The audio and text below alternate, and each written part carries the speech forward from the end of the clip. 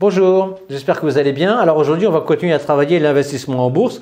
Notre objectif, c'est vous de permettre, peut-être pas de faire fortune, mais en tout cas de gagner beaucoup d'argent en bourse. Alors vous savez, on l'a vu un certain nombre de fois, ce qui est très important, c'est l'achat. Votre plus-value, vous la faites au moment de l'achat. Bon. Mais ça ne veut pas dire que la vente ne soit pas importante. Et donc aujourd'hui, on va voir quand est-ce qu'il faut vendre une action que l'on a achetée. On va prendre un exemple qui est Hermès. Donc vous avez mis ici la droite de régression d'Hermès telle que vous l'avez sur le site Hibou depuis 25 ans. Et vous voyez, ce qui est très intéressant, c'est que Hermès, vous savez, c'est une des sociétés françaises qui a le plus de visibilité. Eh bien, malgré ça, il y a des moments où elle est deux écarts types au-dessus et des moments où elle est deux écarts types en dessous de la droite de régression. Donc ça veut dire que même les plus belles sociétés, eh ben, elles ont une volatilité. Bon. Et donc, comme vous êtes très adepte des droites de régression, que vous savez très très bien jouer en bourse, eh bien, quand on est à deux écarts types au-dessus de la droite de régression, même un petit peu au-dessus, vous vendez. Et donc, l'occasion se présente en décembre 1999. Ça tombe bien, on est top au sommet des marchés. Bon, et vous vendez vos Hermès à 40 €. Alors, admettons que vous en avez acheté 1000, donc vous ramassez 40 000 €. Et puis, vous êtes extrêmement discipliné, ce qui est la recette de la réussite en bourse, et vous attendez d'être à deux écarts types en dessous de la droite de régression, donc ça fait quand même 4 écarts types de différence, pour réinvestir votre argent. L'occasion se présente en mars 2009. Mars 2009, c'est le creux des marchés au moment de la crise de 2008. Et donc vous achetez tout en bas, et à ce moment-là, Hermès vaut 56,70 €.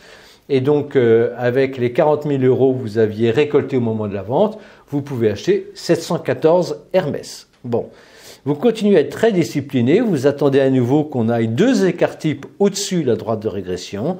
Et donc, l'occasion se présente en septembre 2011. Et là, vous vendez vos 714 Hermès et vous ramassez 176 000 €.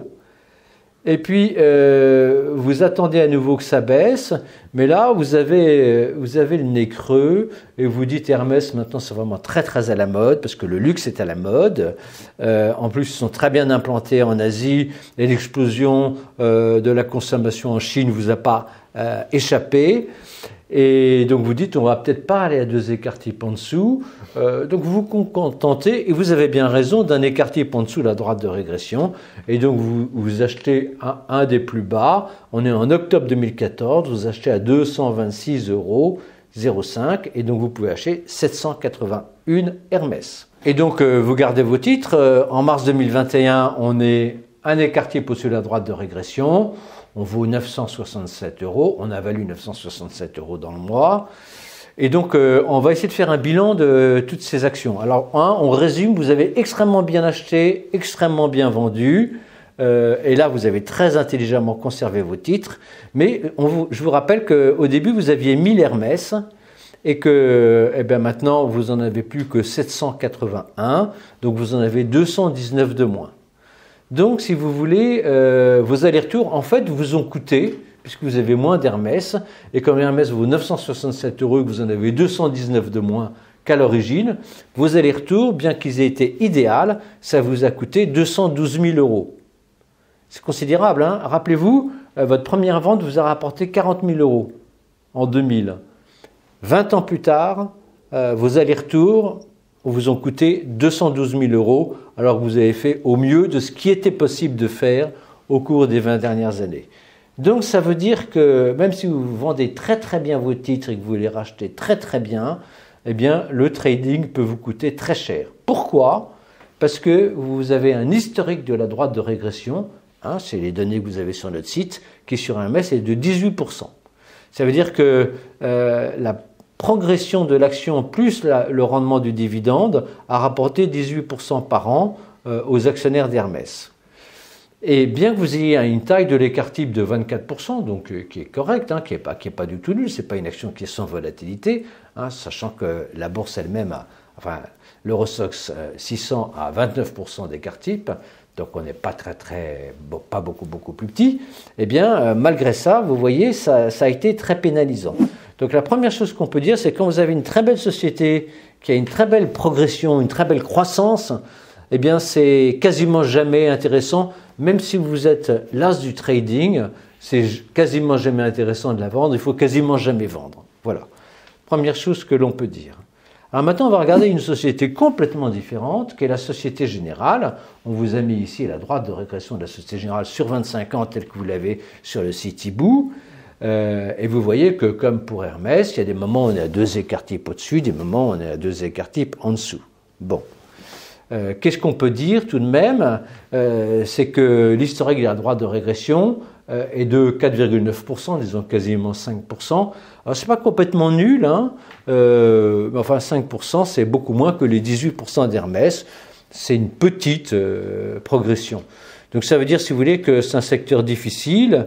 Alors il y a tout de même une direction qui tient bien la boîte, sinon on n'aurait pas eu 5%. Mais bon, c'est clairement une direction qui n'a pas de vision. Et donc c'est un peu étonnant que le conseil d'administration conserve le même management depuis maintenant plus de 15 ans. Mais bon, c'est un problème du conseil d'administration. Donc c'est bien tenu, mais ce n'est pas des visionnaires, et donc on ne fait que 5% de progression par an en moyenne. Si on regarde la taille de l'écart type, la taille de l'écart type c'est 68%, donc c'est plus de 2 fois la taille de l'écart type de la bourse. Donc vous avez une faible progression, un très gros écart type, donc ça veut dire une très forte volatilité et une faible performance moyenne annuelle. Alors évidemment, c'est exactement le contraire d'Hermès, et donc là, c'est intéressant de faire des allers-retours. Donc on va voir, on est en mars 2009, vous achetez une position parce qu'on est descendu en dessous d'un écart type, en dessous de la droite de régression, vous achetez, on est à 11 €. Bon. Et vous vous dites, comme c'est une société qui n'a pas une très forte pente de la droite de régression, je n'ai pas intérêt à la garder à long terme. Donc dès qu'on est sur la droite de régression, je vends. Et donc effectivement, on y est en avril 2009 et vous vendez à 23 €. Donc vous voyez là, vous avez plus que doublé sur un temps très court.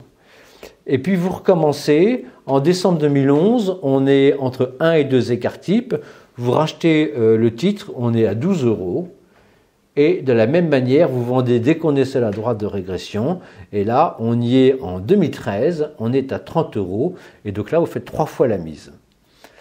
Donc, vous voyez, c'est le contraire d'Hermès, là, vous avez vraiment intérêt à sortir, parce que si vous ne sortez pas et que vous gardez vos titres à 30 €, eh bien, vous voyez, tout récemment, donc c'est-à-dire 7 ans après, en 2020, on est descendu à quasiment 10 €, donc 3 fois moins.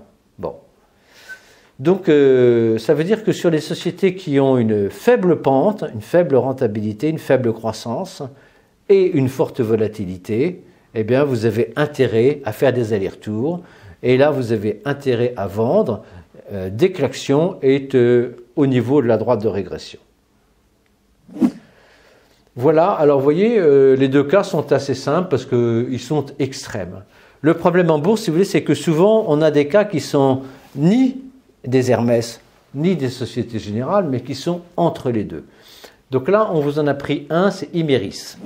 Alors Imerys, c'est très intéressant parce que si vous voulez, c'est une très très belle société. C'est un leader mondial, hein, on vous en a beaucoup parlé parce qu'une société qu'on aime beaucoup, c'est le leader mondial des minéraux industriels. Les minéraux industriels, on en a besoin dans quasiment toutes les industries, soit pour faire du papier, pour faire de la sidérurgie, pour faire de la chimie, pour faire de l'électronique, etc. Bon. Alors, l'historique de la droite de régression, c'est 8,3%. Donc, c'est tout proche, si vous voulez, de l'historique de la droite de régression de la bourse. C'est une société qui progresse un peu comme l'économie. Si on regarde la taille de l'écart type, c'est 33%. Donc, 33%, c'est quasiment l'écart type du CAC 40. Donc, voilà, c'est une société qui ressemble beaucoup à l'indice. C'est un leader mondial, c'est très bien tenu, c'est très bien géré. Et donc c'est compliqué. Alors on vous a mis ici, on s'est mis en novembre 2010. En novembre 2010, l'action vaut 31 €. Et 31 €, on est sur la droite de régression. Qu'est-ce que fait l'actionnaire? Il se dit, bon, c'est une très belle société, j'ai 8% de croissance par an, avec une très grande sécurité. Il peut être tenté de garder. Eh bien, s'il garde, regardez, en avril 2020, donc au creux de la crise sanitaire, l'action tombe à 20 €. Donc on est passé de 30 à 20, dividendes inclus, on a perdu un tiers et on les a perdus en 10 ans. Donc faire moins 30% en 10 ans, c'est vraiment une très grosse contre-performance. Et pourtant, on avait choisi une bonne société, on n'était pas surévalué, on a vu un bon raisonnement fondamental. Vous voyez, c'est compliqué. Alors, on va regarder la courbe de Gauss. Vous savez, la courbe de Gauss, c'est la loi normale, donc c'est la loi statistique, pas exactement, mais quasiment celle qui s'applique au marché boursier. Et donc, vous voyez, vous avez là la fréquence par écart type. Et donc, vous voyez que quand on est tombé à 20,63 € en avril 2020 sur Imerys, en réalité, on était à 3 écarts types. Bon, même un tout petit peu au-delà. Bon, alors si on prend le graphique de la loi normale, quand on est à plus de 3 écarts types, c'est une occurrence qui représente 0,1% des occurrences. Donc, ça veut dire que on s'est trouvé, dans le cas d'Imerys, dans une probabilité de 0,1%, donc extrêmement faible. Il y a 99,9% de probabilité que ce se soit passé différemment. Bon. Donc voilà, ça peut se produire en bourse, même en prenant une très bonne société, très sûre, même en ayant le meilleur des raisonnements, on peut faire une très grosse contre-performance. Ce qu'il faut que vous sachiez parallèlement à ça, c'est que même si c'est que 0,1%, eh bien ces 0,1%, ils se produiront un jour. Donc dans votre logiciel d'investisseur, il faut que vous vous disiez, bon, les moins 3 écarts types, sur tous mes titres, un jour je les verrai. Voilà. Donc, qu'est-ce qu'on peut conclure de tout ça? C'est que quand c'est une très belle société, vous avez intérêt à toujours la garder. Quand c'est une société de mauvaise qualité, vous avez intérêt à la vendre quand elle est à la droite de régression. Quand c'est une société qui est dans la moyenne supérieure, comme Imerys, c'est plus compliqué, c'est au cas par cas, il faut bien regarder l'analyse fondamentale, il faut faire un peu de top-down, un peu ce que fait Grand Angle, un peu de top-down, essayer de savoir bon, quelle va être la conjoncture, et puis il faut essayer de composer avec tout ça, et se dire que de temps en temps, on va jouer de malchance, et peut-être qu'on ira à moins 3 écarts types, même si on a fait une bonne étude fondamentale et un bon dossier. Et c'est pour ça qu'on vous dit souvent, ayez toujours des liquidités. Parce que quand ça se présente, c'est là où il faut en racheter. Pas de chance, Imerys est tombé à moins 3 écarts types, vous avez vu dans le portefeuille Hibou, on vous en a fait acheter.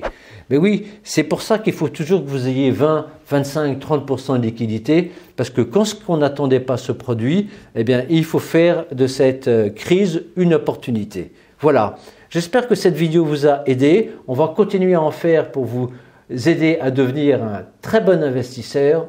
À très bientôt avec l'équipe Hibou.